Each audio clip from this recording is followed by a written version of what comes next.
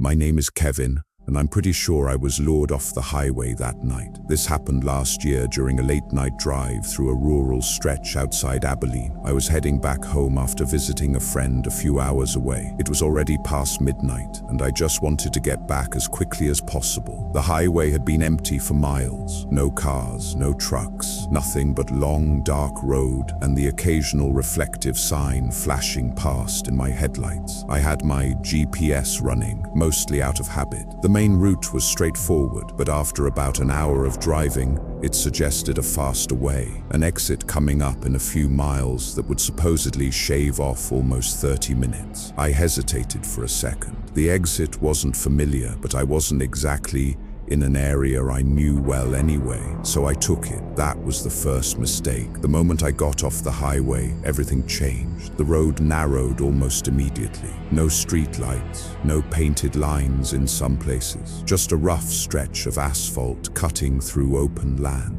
I figured it was just one of those rural connector roads. GPS still showed the route continuing forward, so I kept driving. For the first few minutes, nothing really stood out. Then I saw the car. It was parked on the side of the road, hazard lights blinking slowly in the dark. An old sedan, hood slightly popped. I slowed down as I passed it, instinctively checking to see if someone needed help, but there was no one there. No driver, no movement, nothing, just the car. I kept going. About 10 minutes later, I saw it again. Same car, same hazard lights, same position, on the right side of the road. I remember frowning, trying to process it. There was no way I had looped back. I hadn't made any turns. The road had been straight the entire time. I checked my GPS, still showing a forward route. No loops, no U-turns. I told myself it had to be a similar car. Same model,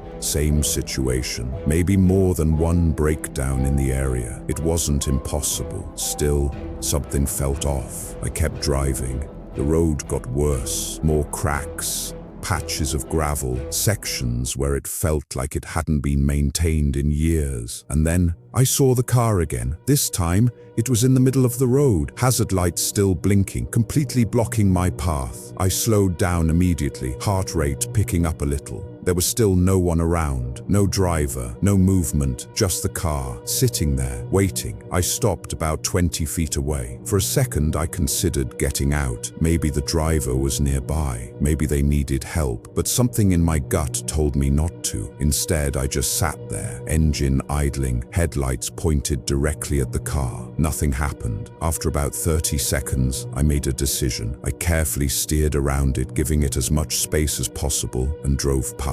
As I passed, I glanced inside. The driver's seat was empty, but the passenger door, it looked slightly open, just a crack. I kept driving. Now I was fully alert. No music, hands tight on the wheel, eyes scanning everything. That's when I noticed something else. There were no other cars at all, not even distant headlights. Nothing in front of me, nothing behind me, just me on this road that felt like it shouldn't exist. After another 15 minutes, I finally saw something familiar. A larger road ahead, brighter, wider, a proper highway. Relief hit me instantly. I sped up slightly, eager to get back onto something normal. As I merged onto the highway, everything felt better. Streetlights, proper lanes, a few cars in the distance. I exhaled for what felt like the first time in an hour. I didn't think about it much after that, at least not right away. I got home around 3 a.m., exhausted, and went straight to bed. The next day, though, it started bothering me. The repetition, the same car, 3 times, in places that didn't make sense. So I checked my GPS history. I wanted to see exactly where I had gone, and that's when things got worse. The route I took didn't exist, not partially, not incorrectly mapped. It just wasn't there. The exit I had taken wasn't on the map. The road didn't show up.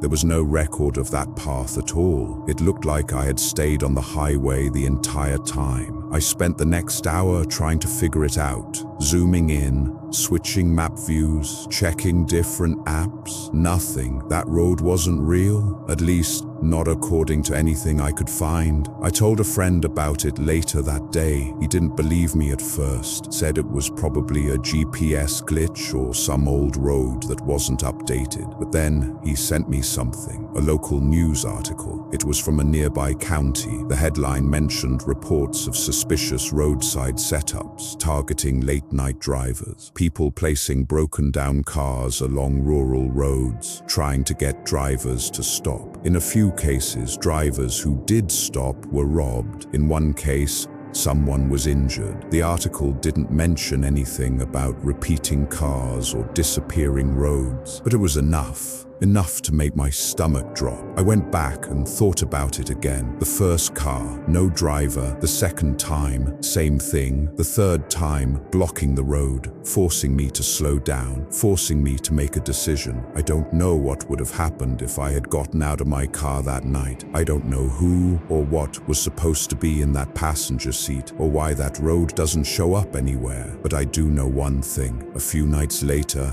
I was driving home again, same highway, same stretch. And when I passed the point where that exit should have been, my GPS flickered for a second, then rerouted, suggesting a faster way. I didn't take it. I kept driving, and I didn't look back.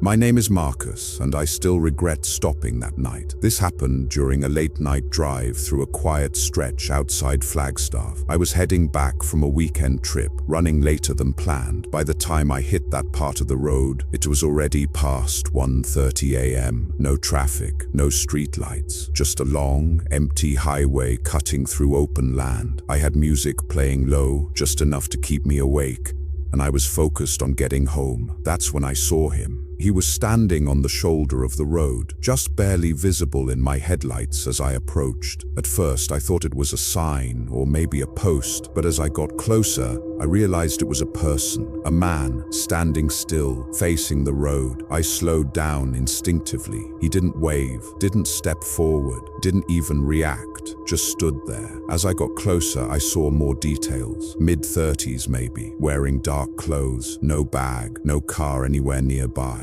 which immediately felt wrong. I passed him at first, just drove by, but about 50 yards ahead, I started to feel guilty. It was late, middle of nowhere. No way he got there without a car. I checked my rearview mirror. He was still standing there, same position, not moving. I don't know why I did it, but I slowed down, pulled over, and backed up slightly until I was a few feet ahead of him. I rolled down my window. "Hey, you good?" I called out. He didn't answer right away. Then slowly, he walked up to the passenger side. Not running, not rushing, just calm, too calm. When he got closer, I noticed something else. He wasn't looking at me directly. His eyes kept shifting past me, toward the back seat, like he was checking something behind me. I felt a small knot form in my stomach. "You need a ride?" I asked. He nodded. "Just a little further up," he said. His voice was quiet, flat, no urgency. I hesitated. Every part of me was telling me not to do it, but I ignored it, reached over and unlocked the door. He got in, closed it gently, and just sat there. For a few seconds, neither of us spoke. Then I pulled back onto the road. "So, where are you headed?" I asked. "Just keep going," he said. That was it. No address, no landmark, nothing. We drove in silence for a while. I tried to start a conversation again. "So what happened? Car breakdown?" No response. I glanced over at him. He was looking forward, but his eyes kept drifting slightly. Not to the road, not to me. Again, toward the back seat. That's when I noticed his breathing. It wasn't heavy, it wasn't panicked, it was controlled, like he was trying to stay calm, not scared, focused. After a few minutes, he spoke again. "Keep going a bit more." Same tone, same calm voice. Something about it started to get under my skin. "Where exactly?" I asked. He didn't answer right away. Then he said, "You'll see." At that point, I should have stopped the car, told him to get out, done something, but I didn't. I just kept driving. Then I noticed something else. He turned his head slightly, not toward me, toward the back again, and this time his eyes widened, just for a second, like he saw something. "Hey, what are you looking at?" I asked. He didn't respond, just stared forward again, but now his breathing had changed, faster, uneven. A few seconds later, he leaned slightly toward me, not aggressively, but close enough that I could hear him clearly when he whispered, "Don't stop the car." I felt my grip tighten on the steering wheel. "What?" I said. "Just keep driving," he repeated, quiet, urgent now. My heart started racing.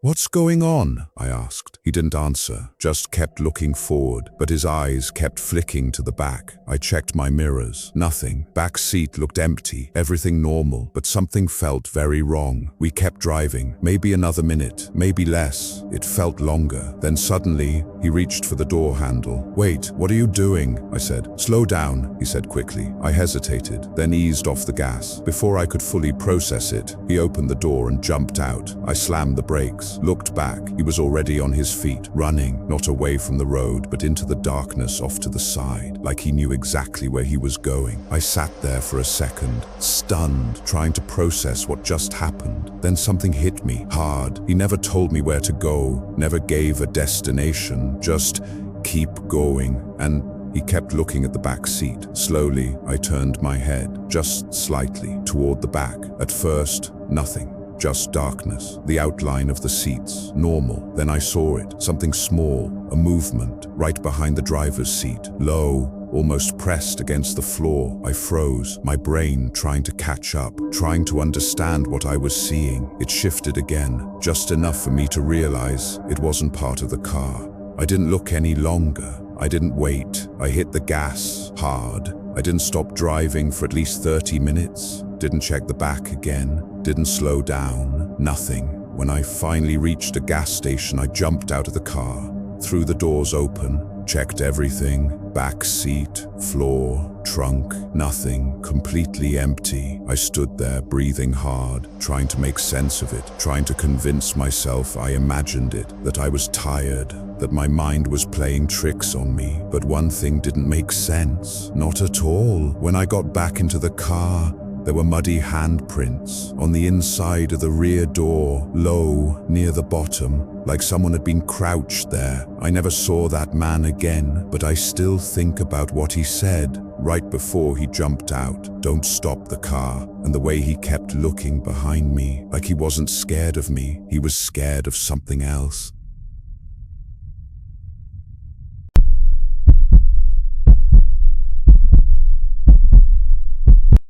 My name is Aaron, and I don't take detours anymore. This happened during a long night drive through a stretch of highway outside Reno. I was driving back home after visiting family, already tired and just trying to push through the last few hours. It was around 2 a.m., that kind of quiet, where the road feels endless and your headlights are the only thing keeping the world real. I had my GPS on, even though I knew the route. It was just background noise at that point. Then it suddenly rerouted. Faster route available, save 18 minutes. I glanced at it. The new route showed an exit coming up in about a mile. I frowned a little. I didn't remember there being an exit there, but I was tired, and the idea of getting home sooner sounded good, so I took it. The moment I got off the highway, the environment shifted. No lights, no other cars, just a narrow road cutting through open desert. I remember thinking it felt too quiet, even for that time of night. For the first few minutes, nothing really happened. Just straight road, darkness on both sides. Then I saw the sign, a small worn-out roadside sign, reflective paint barely catching my headlights. It read, "No outlet." I slowed down slightly. That didn't make sense. My GPS was still telling me to keep going straight. No warnings, no reroutes, so I kept driving. About 5 minutes later, I saw the sign again. Same exact sign, same position, same tilt. I felt a weird jolt in my chest. There was no way I had looped around. I hadn't turned, hadn't stopped, nothing. I checked my GPS, still showing a straight path forward. No loops, no U-turns. Okay, maybe there are just multiple signs, I muttered to myself. It sounded weak even as I said it. I kept going. now paying more attention, watching the sides of the road, trying to spot anything familiar. Then I noticed something else. There were tire marks in the dirt just off the road, lots of them, like cars had been turning around suddenly or veering off. And then I saw the sign again, third time. This time I didn't even question it. I knew something was wrong. I slowed down to a crawl, my heart beating harder now, the silence pressing in. Then my GPS spoke again. Continue straight for 12 miles. That's when I noticed it. The distance wasn't changing. It had been 12 miles for a while, way longer than it should have been. I felt a cold sensation spread through my chest. Something wasn't updating, or something wasn't letting it. I picked up my phone, no signal. That's when I saw the headlights in my rearview mirror. A car, far back at first, then slowly getting closer. Relief hit me. Finally, another person, another car, something normal. I kept driving. The car behind me got closer and closer until it was right on my tail. Too close. I glanced in the mirror, couldn't see inside. The headlights were too bright, blinding. Then the car flashed its high beams. Once, twice, 3 times. I slowed down slightly, thinking maybe they wanted to pass. But they didn't. They stayed right behind me. Then they flashed again, more aggressively this time. I didn't like it. Something about it felt wrong. Then suddenly, they swerved, pulled up beside me. I turned my head slightly, trying to see the driver. There was no one there. The driver's seat, empty. My brain couldn't process it. For a split second, I thought I was hallucinating. Then the car sped up, moved ahead of me, and stopped, blocking the road. I slammed the brakes, heart pounding, hands shaking. The car just sat there, engine running, lights on, no movement inside. And then the driver's door creaked open, slowly. No one stepped out. It just stayed open, like an invitation. I didn't move, didn't breathe. Then I noticed something worse. The inside of the car was filthy, covered in dirt and scratches, deep ones, across the inside of the windows. Something was wrong, very wrong. Then my GPS spoke again, recalculating. The screen flickered, glitched. Then, new route, make a U-turn. I didn't hesitate. I threw the car into reverse, backed up hard,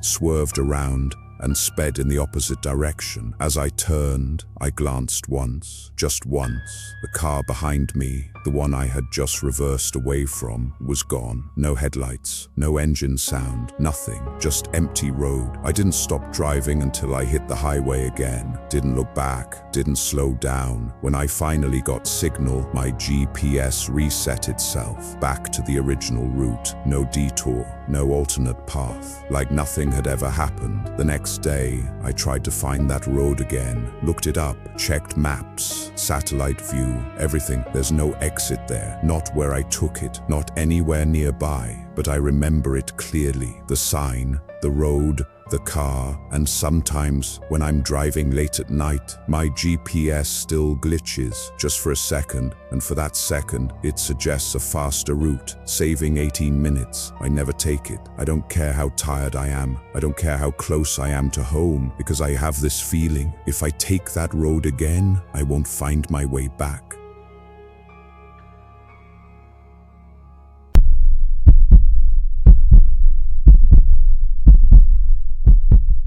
My name is Tyler, and I don't pick up calls while driving anymore. This happened during a long night drive through a remote stretch outside Boise. I had just finished a late shift and decided to drive overnight instead of staying at a motel. It was around 1 a.m., the kind of drive where your eyes start playing tricks on you if you're not careful. I had the radio on low, windows cracked, just enough to keep me awake. Everything felt normal, until my phone rang. I glanced at the screen, unknown number. I almost ignored it, but something made me answer. "Hello?" I said. No response, just silence. I pulled the phone away, checked the screen. Call was still active. I put it back to my ear. "Hello?" Then I heard it, breathing, slow, steady, right on the other end. "Who is this?" I asked. No answer, just breathing. Then the call ended. I frowned and tossed the phone onto the passenger seat. Probably a prank call, I thought, or some weird spam. About 5 minutes later, it rang again. Same unknown number. This time I let it ring longer, then answered. Yeah, silence again. Then a faint sound, not breathing this time, something else. It took me a second to realize what it was. My turn signal. I froze, because at that exact moment, my turn signal was on. I hadn't even noticed I'd left it blinking after changing lanes, but I could hear it through the phone, perfectly synced. Click, click, click. I slowly turned it off. The sound on the phone stopped. At the same time, a cold wave went through my body. Okay, not funny, I said, trying to sound steady. No response. Then the call ended again. I stared at my phone, trying to make sense of it. Maybe some kind of delay, maybe interference, something explainable. That's what I told myself. Then it rang again. I didn't want to answer, but I did. This time, there was no silence, no breathing. There was a voice, mine. Okay. Not funny. My exact words from seconds ago played back to me. I felt my stomach drop. Who is this? I said, louder now. The voice on the phone responded, also mine. Who is this? Not a recording delay, not glitchy, perfect, like someone was repeating me in real time. I hung up. My hands were shaking now. I tried to laugh it off, tried to convince myself it was some kind of hacked call or weird app bug. Then my phone buzzed again. This time, it wasn't a call. It was a voicemail from the same number. I didn't want to open it. I really didn't, but I did. It started with silence. Then car sounds. My car, the hum of the engine, the faint rattle from my dashboard, the wind through the cracked window, and then my voice, soft, barely above a whisper. Don't look back. I slammed the phone face down. My heart was pounding so hard it felt like I could hear it in my ears. I stared straight ahead, gripping the wheel, trying not to think, trying not to look. Then my phone rang again. I didn't answer, but I couldn't ignore it either. The screen lit up the inside of the car, bright, distracting, and that's when I noticed something. The reflection in the black screen of my phone. Something behind me, not clear, not detailed, but not empty. I stopped breathing. Slowly, without turning my head, I adjusted the rearview mirror, just slightly, enough to see the back seat. Empty, but not completely. There was an indentation, like someone sitting there, the seat slightly pressed down. I felt my chest tighten. Then, very slowly, the indentation shifted, like weight moving. I didn't look any longer. I hit the gas, hard. The car surged forward, speed climbing fast. My phone stopped ringing. The car felt lighter. I don't know how to explain it, but it did, like something wasn't there anymore. I didn't slow down until I hit a well-lit highway. Didn't check the back again, didn't answer another call. When I finally stopped at a gas station, I checked everything. Back seat, trunk, under the seats, nothing, completely empty. But my phone had no record of any calls. No unknown number, no voicemails, nothing, like it never happened, except for one thing. My audio files. There was a new recording, time-stamped during the drive. I played it. It was quiet at first, just car noise. Then a whisper, not mine, right next to the mic. Next time, you won't hear me. I deleted it immediately. I didn't sleep that night, and I haven't driven alone at night since, because sometimes, even now, my phone lights up. No caller ID, and I can feel something shift in the back seat.